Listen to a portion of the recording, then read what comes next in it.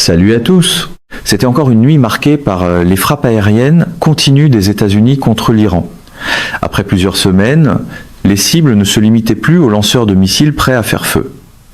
Les États-Unis frappaient des radars côtiers, des positions de défense aérienne, des installations navales, des centres de commandement, des réseaux de communication, ainsi que les routes et les ponts utilisés pour transporter des armes autour de Bandar Abbas et du détroit d'Ormuz. L'Iran ripostait dans toute la région, en visant les forces américaines et leurs partenaires, de la Jordanie jusqu'à Bahreïn. Sur le plan militaire, l'Iran était repoussé.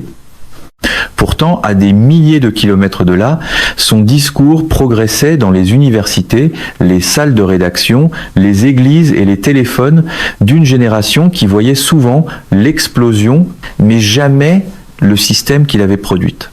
La question centrale était de savoir comment l'Iran et ses alliés islamistes radicaux pouvaient perdre des commandants, des tunnels, des radars et des réseaux militaires, tout en gagnant du terrain, dans la manière dont cette guerre était comprise. Une guerre d'acier sur la côte et de velours dans les amphithéâtres, la stratégie moderne semble aussi avoir son propre service des communications.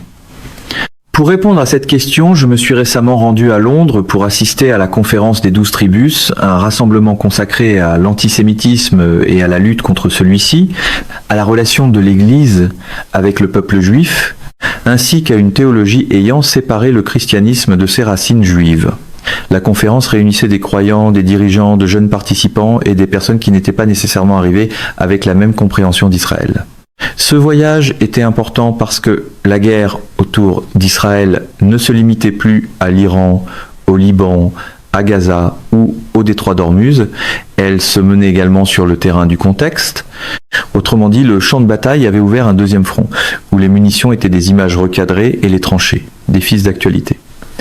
Israël avait démontré que le corps des gardiens de la Révolution n'était pas intouchable. Les forces américaines s'attaquaient au système militaire que l'Iran avait construit le long de sa côte sud. Au Liban, Israël avait démantelé d'importantes parties de la structure de commandement, mis au jour des tunnels de la force Radouane et des sites d'armement, puis pénétré dans des zones préparées en vue d'une invasion du nord d'Israël. Le Hamas avait perdu des commandants, des bataillons, des dépôts d'armes et des infrastructures souterraines. Voilà les réalités du champ de bataille. Les explosifs détruisent le béton. L'omission, elle, se contente de redécorer la réalité, ce qui est beaucoup plus élégant et nettement moins bruyant. À l'extérieur du Moyen-Orient, toutefois, le public recevait souvent les événements dans un ordre différent. La frappe israélienne apparaissait en premier, tandis que le lanceur disparaissait d'image. On montrait un enfant qui souffrait sans montrer le gouvernement terroriste opérant sous le quartier. La riposte militaire était présentée sans le massacre, les tirs de missiles, les enlèvements ni les années de préparation qui l'avaient précédé. C'est cet écart qui avait rendu les reportages de première main si importants après le 7 octobre. Un curieux tour de magie, montrer la fumée, glisser la mèche dans sa poche, puis inviter le public à applaudir sa propre clarté morale. Il existait dans le monde un immense désir d'obtenir des reportages de première main et d'entendre des personnes authentiques auxquelles le public pouvait faire confiance pour représenter ce qui se passait réellement. Nous étions des Israéliens qui faisaient des reportages sur le terrain, en Israël. Mon collègue et moi avions tous les deux effectué un service considérable et j'avais dépassé les 500 jours dans la réserve au cours des presque 3 années précédentes. Nous savions de quoi nous parlions, nous étions allés au Liban, en Syrie et à Gaza. Nous avions été présents sur tous les terrains nécessaires et avions beaucoup voyagé au Moyen-Orient. Lorsque nous affirmions avoir vu quelque chose ou en avoir parlé, les gens établissaient un lien avec cette expérience. La confiance, semble-t-il, arrivait désormais avec des bottes couvertes de boue, parce que le costume impeccable du studio avait égaré son reçu. Cela s'inscrivait aussi dans une tendance mondiale plus large où les gens se détournaient des médias traditionnels. Ce changement avait été visible pendant la Covid et dans tout ce qui avait suivi. Les gens souhaitaient de plus en plus s'identifier à des personnes qu'ils connaissaient. Ils pouvaient reconnaître qu'une personne avait un point de vue particulier tout en sachant qui elle était et en décidant de la suivre sur cette base. Le public n'avait pas abandonné les intermédiaires. Il avait simplement troqué la cathédrale contre le café, ou au moins le serveur admettait avoir une opinion. Les conséquences étaient plus théoriques. À l'Université nationale australienne, une étudiante juive appelée Leet avait témoigné que, depuis le 7 octobre, l'atmosphère était passée de stéréotypes occasionnels à une hostilité ouverte. Des manifestants l'avaient traitée de tueuse de bébés et de partisane d'un génocide. Elle évitait parfois de donner son vrai nom lorsqu'elle achetait un café, parce qu'elle ne voulait pas que des inconnus sachent qu'elle était juive. Un universitaire juif d'une autre université avait déclaré que des étudiants avaient fait des saluts nazis dans sa direction. Ses grands-parents avaient survécu à l'Holocauste. La commission australienne examinait non seulement ce qui s'était produit sur les campus, mais aussi la possibilité que les universités aient manqué à leur obligation de protéger leurs étudiants et leur personnel juif. Les universités, ces temples de la nuance, découvraient parfois qu'un slogan tenait plus facilement dans la bouche qu'un fait dans l'esprit. Au Canada, B'nai B'rith avait recensé 27 incidents antisémites violents depuis le 1er janvier, soit plus du double du nombre documenté pendant toute l'année 2025. En Italie, un formulaire en ligne demandait aux utilisateurs de signaler les endroits fréquentés par des Israéliens et des touristes juifs, ainsi que les hôtels, les entreprises et ce qu'il appelait le tourisme sioniste. Des dirigeants de la communauté juive avaient décrit cette pratique comme une forme numérique de marquage et de traçage des juifs. En Belgique, le gouvernement avait approuvé de nouvelles restrictions visant les produits provenant des communautés israéliennes de Judée-Samarie. Des dirigeants juifs avaient averti que la campagne politique entourant Israël amenait de plus en plus les juifs locaux à se sentir traités comme des symboles du mal. L'étiquette changeait de passeport à chaque frontière, mais la vieille valise des soupçons voyageait remarquablement bien. Aux États-Unis, des groupes d'actionnaires exigeaient des documents internes du New York Times et menaçaient d'intenter des poursuites. Leur affirmation ne se limitait pas au fait qu'ils désapprouvaient les opinions du journal. Ils soutenaient que sa direction n'avait pas supervisé adéquatement les reportages et la vérification des faits concernant Israël et des personnalités politiques opposées à Israël. Le Times rejetait ces accusations et affirmait que cette démarche visait à intimider un journalisme protégé. Il s'agissait de situations différentes dans des pays différents, mais elles révélaient toutes le même glissement dangereux. Le mot sioniste pouvait passer d'une description politique à une permission de cibler un juif ordinaire à Sydney, Montréal, Milan, Londres ou New York.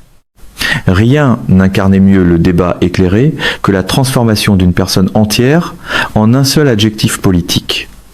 Le régime iranien comprenait le fonctionnement de ce processus. Lorsqu'il accordait à des journalistes étrangers un accès contrôlé à des funérailles, à des rassemblements ou à des événements publics, cet accès devenait lui-même une partie de l'opération. Le journaliste obtenait des images et assistait à quelque chose de réel, mais uniquement à l'intérieur du cadre choisi et approuvé par le régime. La méthode commençait rarement par une invention complète. Elle commençait par une vérité partielle.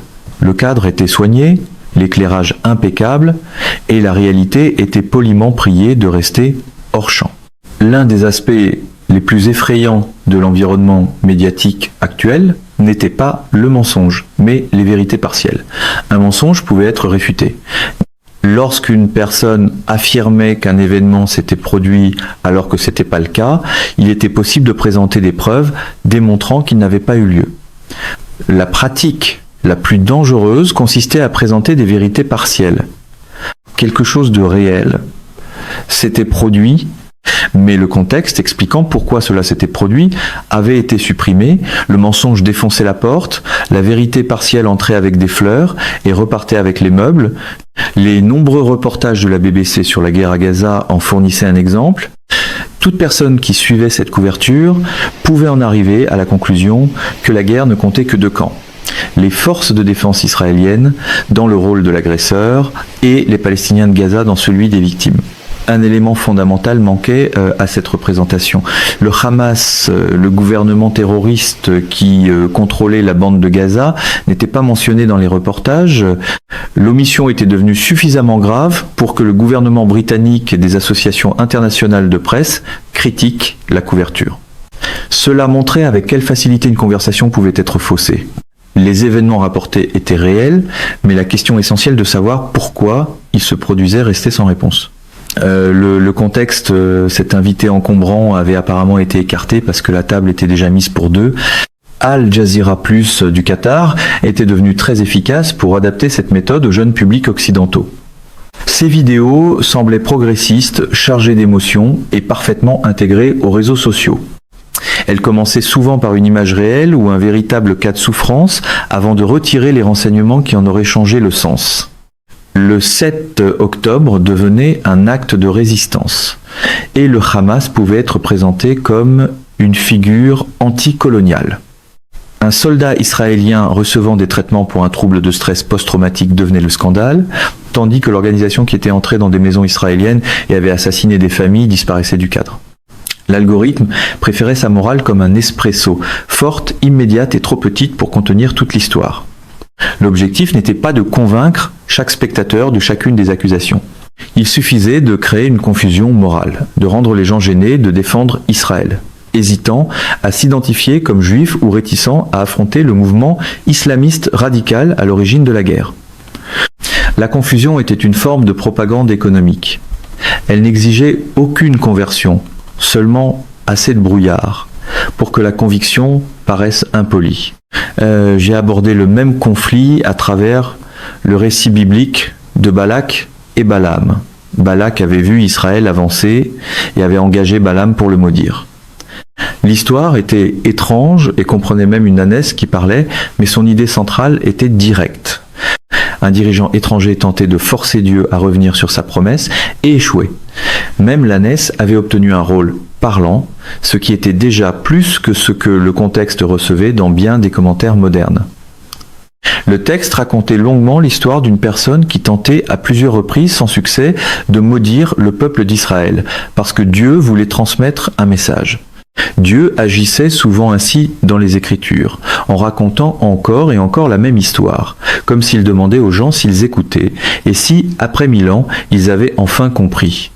Je comprenais cette histoire comme celle d'une personne qui essayait de forcer Dieu à revenir sur sa promesse. À maintes reprises, Dieu indiquait clairement qu'il ne reviendrait pas sur cette promesse. On pourrait appeler cela un refus divin de respecter les petits caractères rédigés par les conseillers politiques.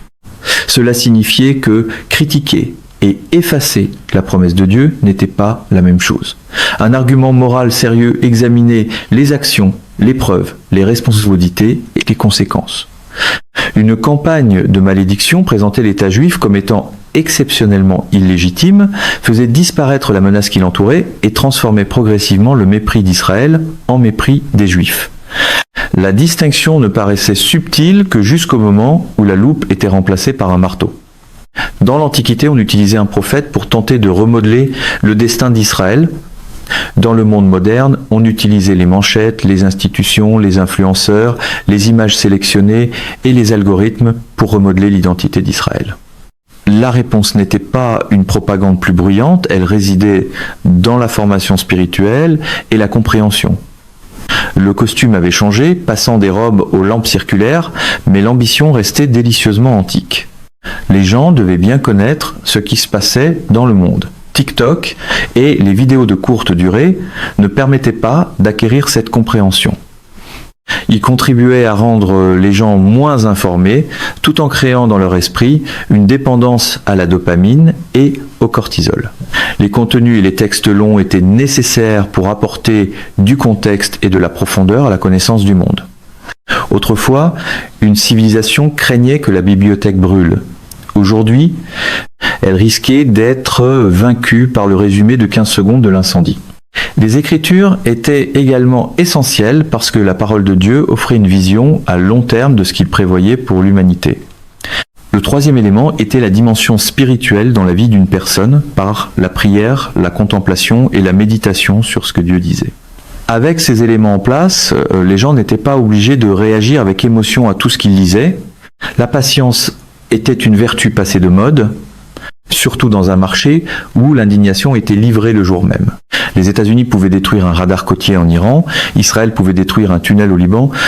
Aucune de ces opérations ne pouvait enseigner à un étudiant de Londres, de Sydney ou de New York pourquoi ce radar ou ce tunnel avait été construit. Cette partie de la guerre dépendait de personnes disposées à étudier avant de partager, à demander ce qui s'était produit avant que l'image apparaisse et à déterminer qui profitait de la disparition du contexte. Les missiles pouvaient éliminer des installations, ils demeuraient des enseignants notoirement médiocres. Le réseau militaire iranien subissait des pressions, mais le réseau narratif, construit par ses alliés, se répandait bien au-delà du Moyen-Orient.